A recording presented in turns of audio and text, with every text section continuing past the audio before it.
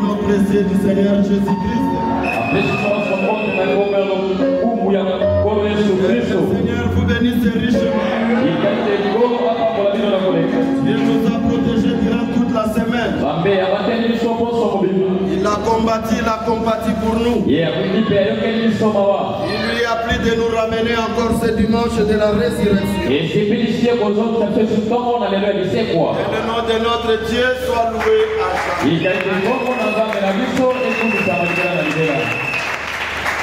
Amen. Amen. Que Dieu vous bénisse richement. Nous étions ici pendant 3 jours. Des jeûnes et prières. Que le nom de notre Dieu soit loué à jamais.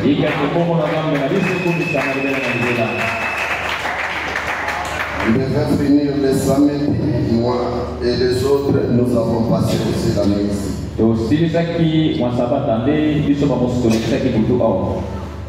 Que le nom de notre Dieu soit loué à jamais.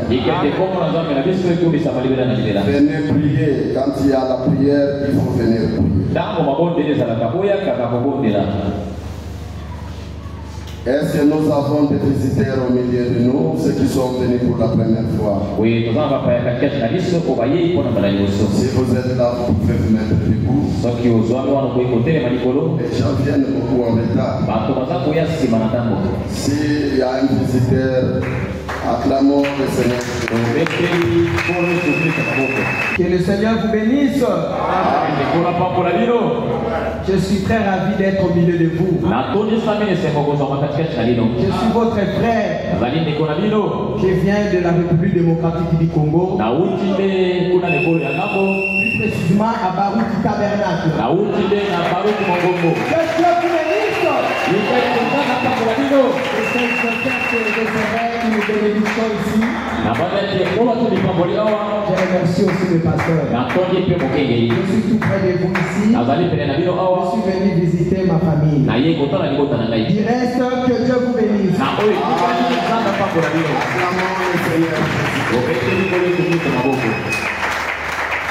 Josué Yango, que Dieu vous bénisse.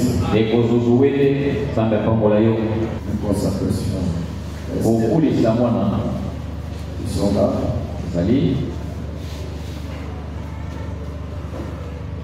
Je lis quelque chose ici dans la Bible. Je lis dans Marc chapitre 10. Commençons par le verset 13. On lui amena des petits enfants afin qu'il les touchât. Mais les disciples reprirent ceux qui les amenèrent.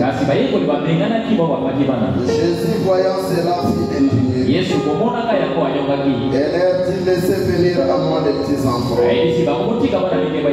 les empêchait pas. Car le royaume de Dieu est pour ceux qui le ressemblent. Je vous le dis en vérité. Quiconque ne recevra pas le royaume de Dieu comme un petit enfant, n'y rentrera point. Oui, il est pris dans ses bras et les bénis en l'air.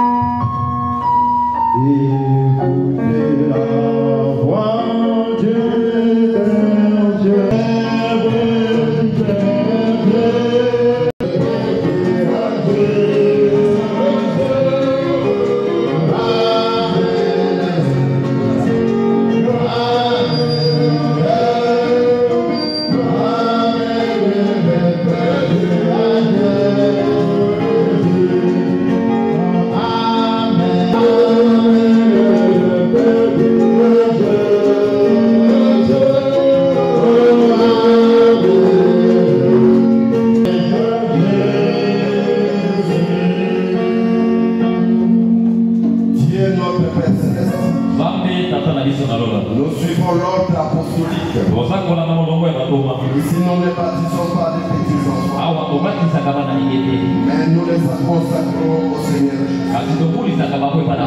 remets cet enfant entre tes mains, Seigneur. Si tu étais ici sur la terre, on devait t'amener ce petit. Oh Dieu, on quitte la commission que tu nous as donnée. Pour cela, je l'ai pris dans mes bras. Et je se soulève à toi, Seigneur. Consacre cet enfant.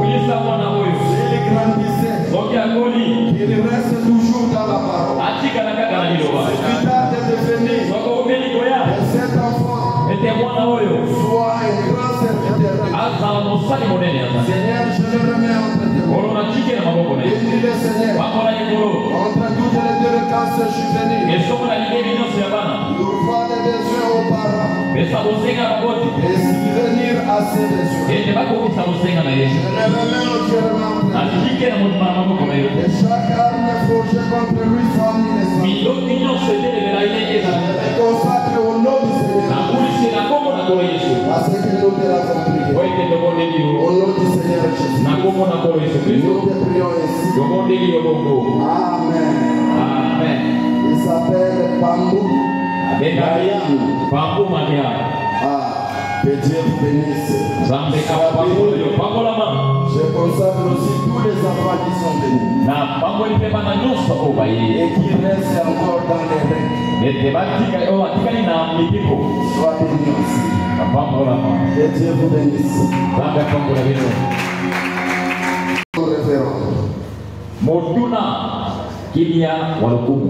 Nous, conseil de huissiers, nous voulons savoir la place du pasteur, c'est-à-dire son siège dans l'église.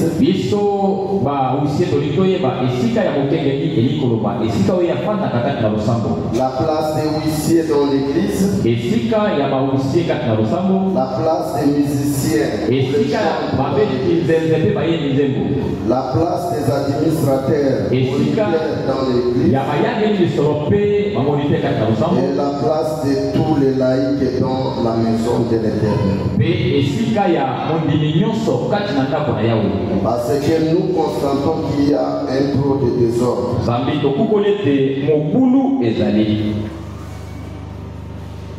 Ça, ce sont des huissiers.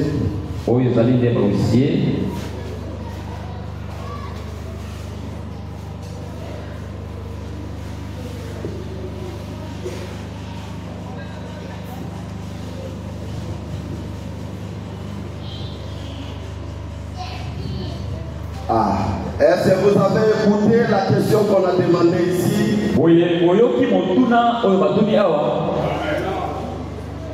Vous n'avez pas écouté? Qui n'a pas écouté? Je crois que tout le monde a écouté. Il fallait me donner ça au temps. Mais j'ai l'ordre de 1953 ici.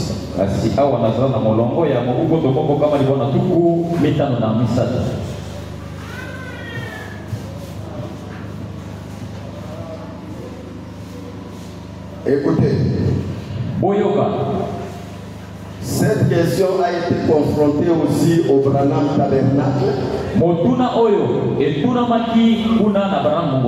Il parle là dans le conduite hors de doctrine. Et les diacres l'avaient aussi posé cette question.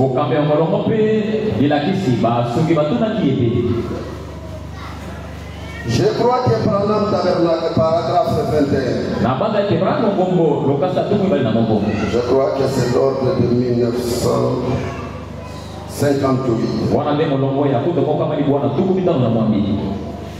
Paragraphe 23, je crois. Regarde ici, c'est combien? 23. Écoutez. Je crois que le Branham Tabernacle devait toujours avoir un pianiste rempli de l'esprit qui viendra trop rempli du Saint-Esprit et qui jouera doucement, très doucement de la musique spirituelle telle qu'elle l'a à la croix où on mourir mon sauveur. Pe oya kobeta nzenze na malembe lokola kuna ne kulusu ipa ikola kufaki. Et sa place c'est là. Pe esika na yende wana. Est-ce que l'église me comprend? Oui, le sang passe sur l'image. Sa place est là. Esika ne yamona. Les troumeurs, sa place est là. Babeti bonda esika ne yamona. Les arrangeurs, leur place est là. Babongi sibisa lelo esika na bango yamona. Les batteurs là, les tam-tam. Eza babeti bonda. Sa place devait être là. Esika ne sikela ke zalawana. Amen. Et les chantres, ceux qui chantent, ceux qui sont à jour pour chanter, devaient s'asseoir ici devant. Est-ce que quelqu'un peut dire amen à cela? Vous chantez, n'allez pas là-bas derrière. Alors parfois le pasteur a besoin qu'on donne une cantique. Toi tu dois quitter encore là-bas pour venir juste ici.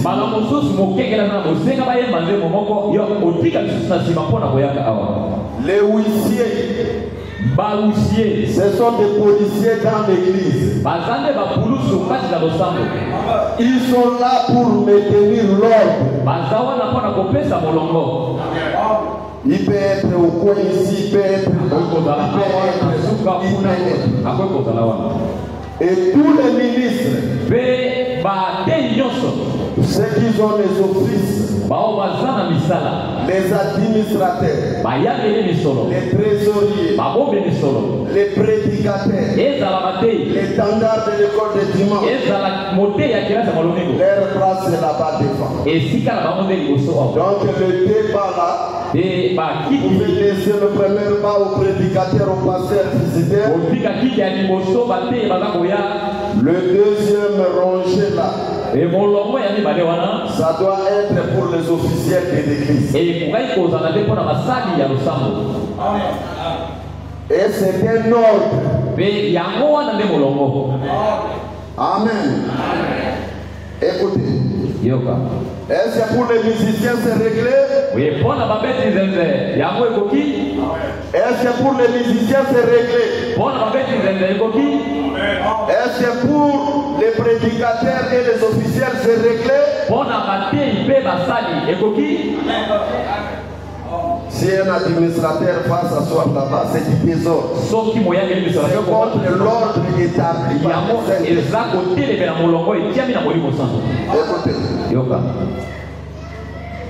Écoutez, je continue à lire pour Roi David.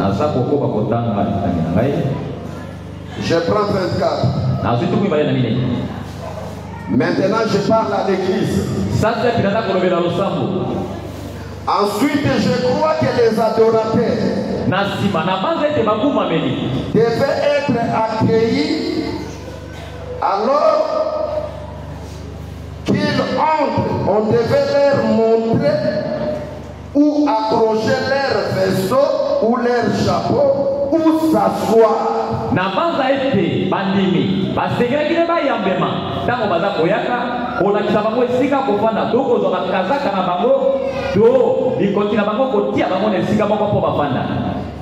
Est-ce que l'église écoute cela? Ça c'est la maison du Père. La maison de votre Père. Mais il y a un ordre ici. Tu ne peux pas rentrer n'importe comment. En mangeant des chewing-gums à la bouche. Il y a des gens qui peuvent vous accueillir. Les huissiers doivent être gentils. Quand les gens viennent, il les salue. Shalom ma sœur. Comment vous allez à la maison? Est-ce que la santé ça va? Je t'avais pas vu le réunion. Qu'est-ce qu'il y a? Tu avais un problème? Je l'amène. Même s'il a fait des problèmes, il sera soulagé. Et vous l'amenez. Vous le montrez l'endroit.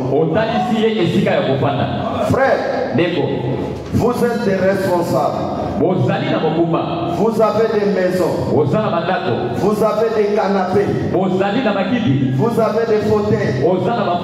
Quand tu reviens de l'église, tu peux rentrer, tu peux t'asseoir pêle-mêle là où tu veux. Mais ici, il y a un ordre. On va te montrer l'endroit de s'asseoir. Ne discutez pas avec les honorables. Est-ce que vous êtes ensemble avec nous? Est-ce que vous êtes ensemble avec nous? Il y a l'ordre. Ce qui cause toujours des problèmes, ce sont des ailes.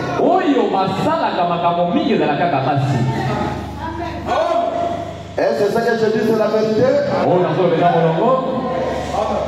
Regardez comment ils sont là-bas. Dégagez d'abord là-bas avant que je revienne là-bas. Dégagez là-bas. Venez prendre les places. Là, c'est le place de huissier. Vous n'êtes pas des huissiers. Ça, c'est un désordre.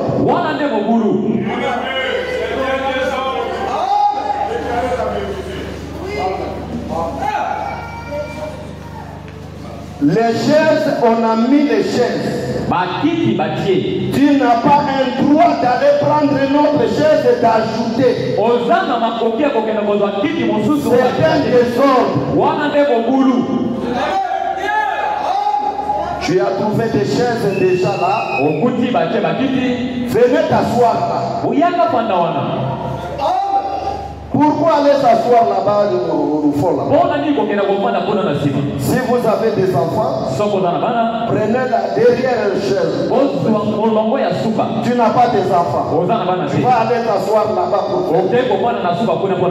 Vous risquez de nous casser les baies vitrées là. Nous ne voulons pas les désordres.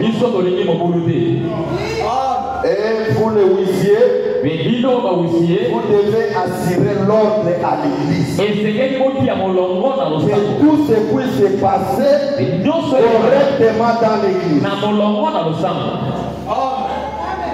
Mon doyer a fandi wana. Yebisaye longwa wana kende kofanda. Soki aboyi kofanda bino nyonso botene ni wana. Soki aboyi obimisi elibanda zonga na ndako na. Vous l'écoutez dehors, rentre dans sa maison.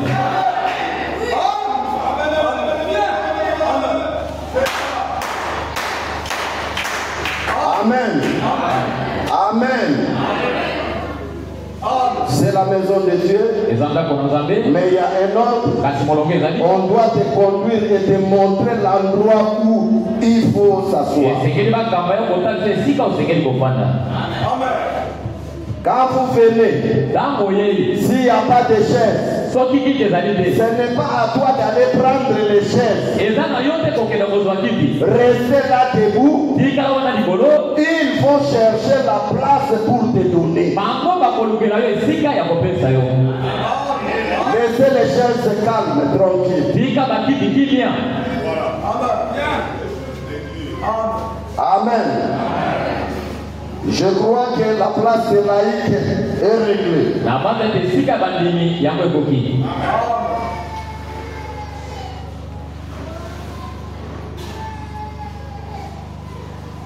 D'autres choses qu'on m'a parlé ici.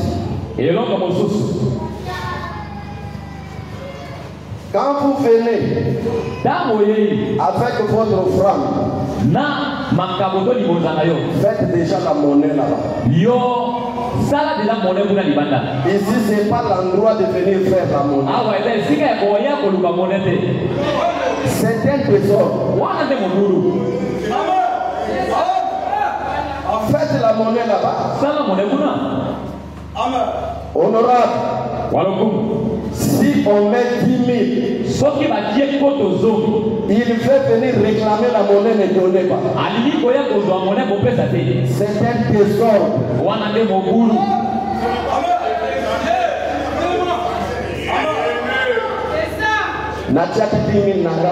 J'avais mis 9 donnez-moi 9 c'est un désordre. Amen. Ici, on ne fait pas de monnaie de rechange.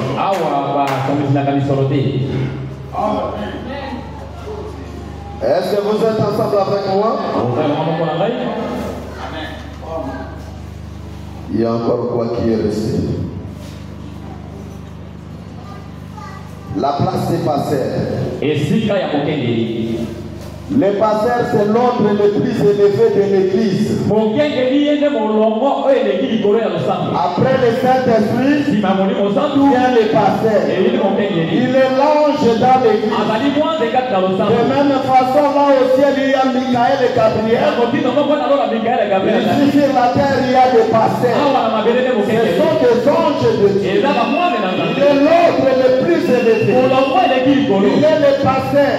Il est le pasteur associé. Il est le président des administrateurs.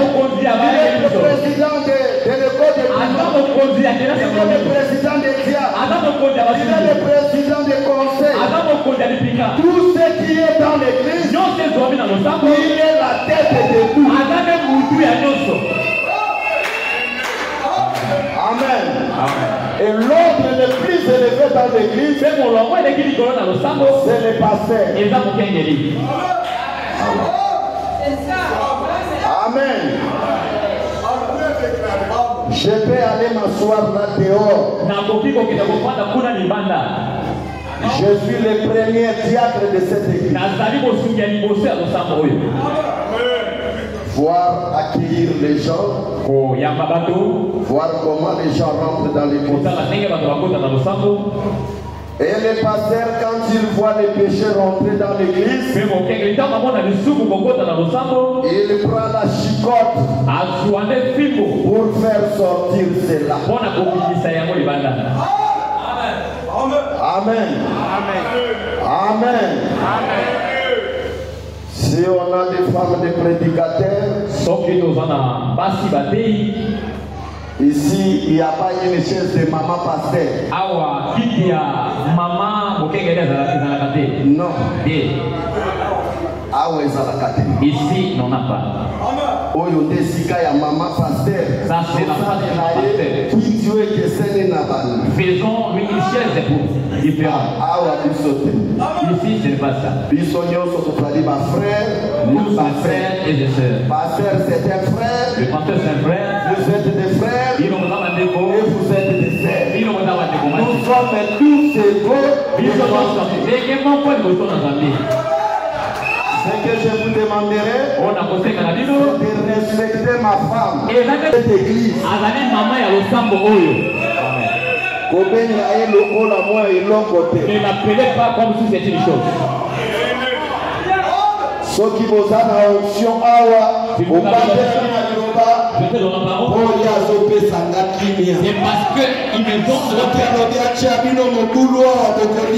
si elle veut mettre du besoin, vous ne pouvez pas manger. Respectez-la. Quand vous me respectez, vous respectez. Respectez-la aussi. Amen. Je crois que c'est tout. La base a été signée. Je ne vais plus voir les gens là-bas derrière. On a mis les chaises là, vous asseyez. Acheter des speech. Oh, je ne mange pas de rien pour la chaleur. Donc, l'argent, on va acheter des speech. Amen.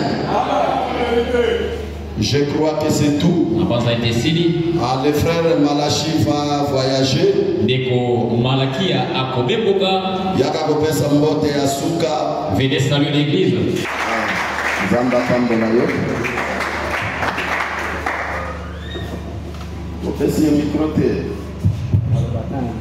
Zambe hapa mula bino. Est-ce que c'est dans la salle oyo? Nous allons dire nous awa. Zambe ya pasteur Jean-Claude Abate Tika Kongwana Isoyoko. Si Dieu le veut, nous allons voyager mardi. Zambe Abate la bino.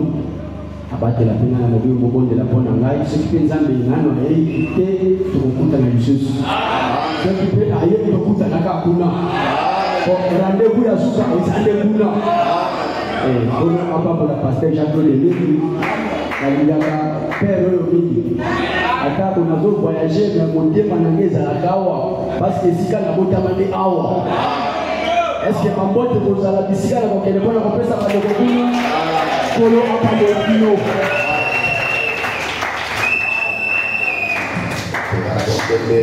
na bonde la bonne c'est moi qui l'avais baptisé. Azalaki gravement malade. Il était beaucoup makasi. Autaki boende ayaki awa na moni nzoto na bonde lipona ye.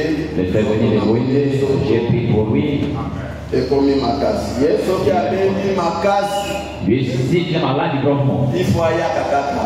Il doit venir ici. Amen. Amen.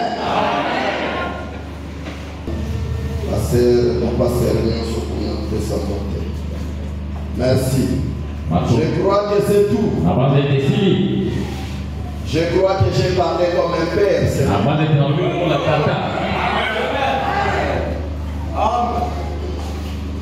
Nous ne voulons pas de désordre. Je suis un homme de l'ordre. J'aime pas les désordres. Je crois que c'est tout. Nous avons requête ici. C'est le frère Loïc D. Je demande une prière pour les saints de Zoé Tabernacle. Ma mère, elle est tourmentée par une maladie de tout.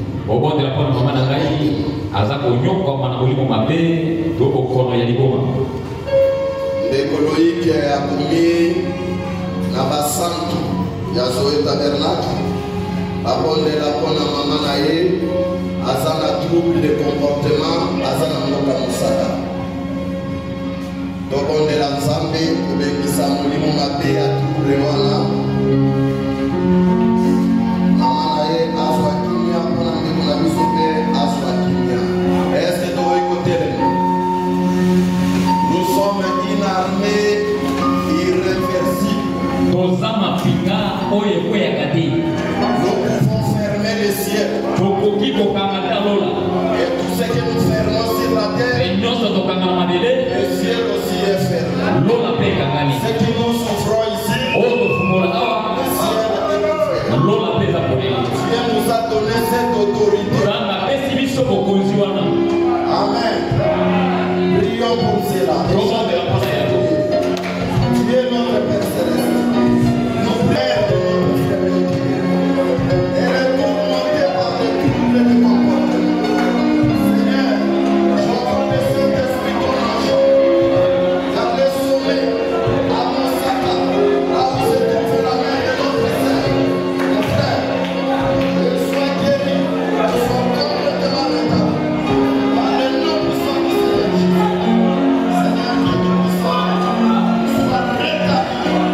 Au nom de Jésus-Christ, tu as dit que nous faisons le droit. Au nom du Seigneur Jésus, sois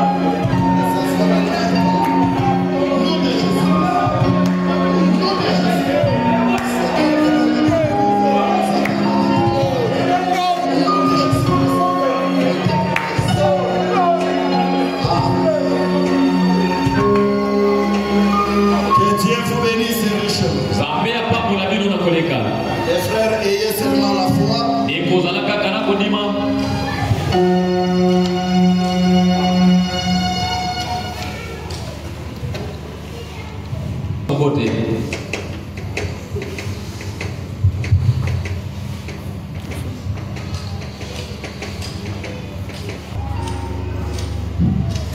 Shalom, Église de Dieu. Ekaite kumba nzambe ya kumisa matongo ya lelo. Nazali moko na kati ya bidela ya ngomba ya Dieu vivant. Tabernacle nanga ezali na Osaka. Amen. Pasteur Nanga, Ngo Kajo, Ulfa. Oui, pasteur Aïbi, Assola, Aïbi, et il tombe à l'aide de la main mobile. Et c'est qu'il tombe à l'aide de tous les longs. Il a été coulé par mon ami sur le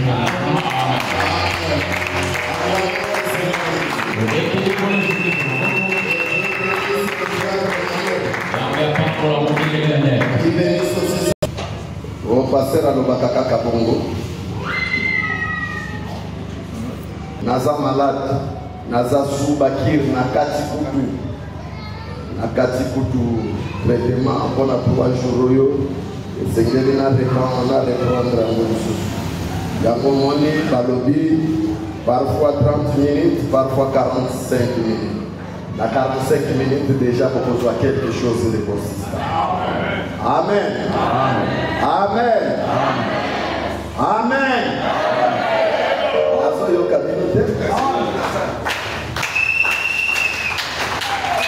Amen.